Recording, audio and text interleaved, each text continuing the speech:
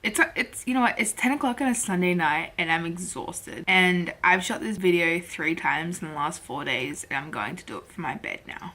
Hello and welcome to my new show, The Lazy Anthropologist.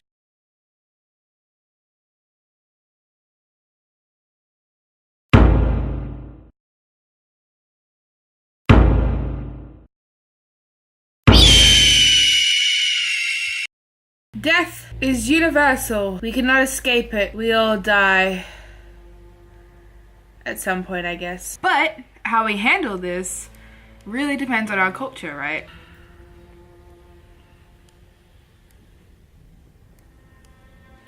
Despite all of us having to deal with death, there are wide variations in the way that people deal with what we Westerners call grief and mourning. Today we're going to look at sky burials. Death within a Buddhist household in Tibet can be handled kind of differently to the way that we do it. After a loved one has died, the body remains in the house. The body is then covered head to toe, except for the crown of the head. Loved ones or relatives will set up small shrines where pictures of Buddha, teachers, and other empowering deities can be placed, and the body is also then rolled onto its right side, which is the position of the sleeping lion, where Buddha is said to die. Throughout the house, incense is often burned. This can be seen as an offering, but also it's probably more practically used to cover up the smell of decomposing body. While the body remains in the house, a Buddhist priest will come into the house and start reciting prayers that will help the spirit leave the body and go into the afterlife. To aid this, family members will often leave offerings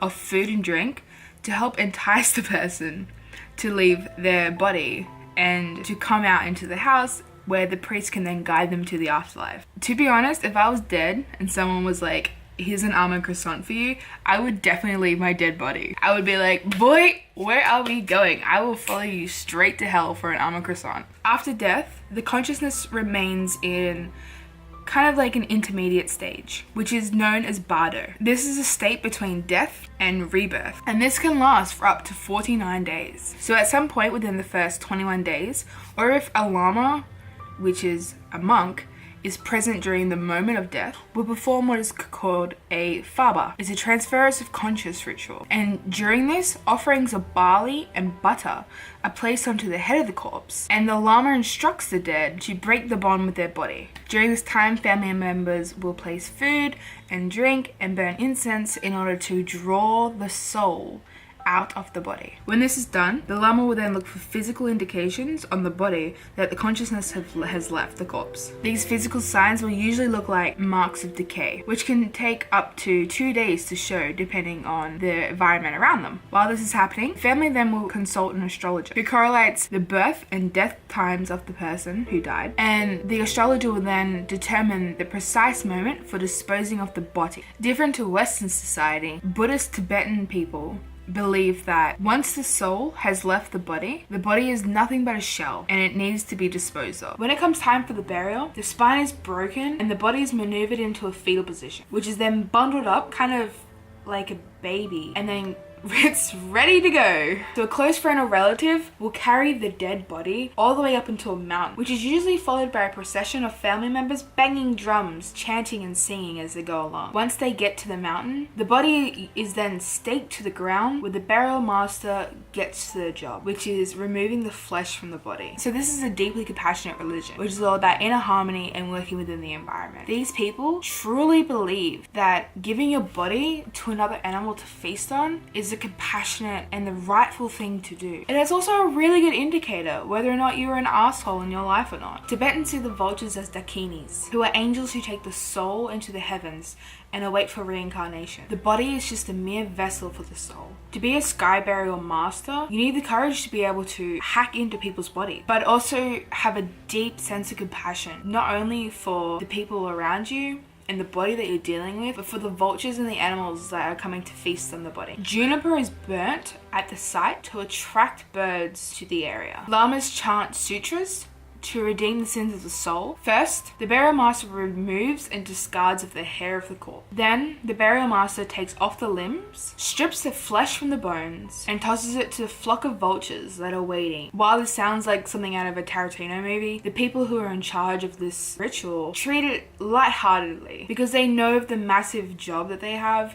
in helping this body and this person guide their way to the next life. It takes about 15 minutes for the vultures and the other flesh-eating birds to remove the flesh from the bones. After the flesh has been stripped from the bones, the burial master then goes and collects the bones and grinds them into a meal, which is then mixed with yak butter and barley flour, which is then tossed to the vultures as well. It is considered a bad omen and that you lived a particularly not so graceful life if there are parts of your body still left over after the vultures are done. Rapid consumption of the body by the vultures is interpreted as that the deceased lived a very moral and compassionate life and is bound for a pleasant afterlife. While sky burials are really common in rural areas, there has been a decrease in the vulture population, which has then made sky burials really hard to obtain. This is mostly due to the medicalization of Tibet. Because the bodies are ending up in hospitals and there's been medical intervention in the last moments of their life, there are often residues of medicine and chemicals left over in the body, are said to be killing the vultures, which means there are less vultures to be performing sky burials, but it also means that people are less likely to seek out a sky burial because they know of the implications that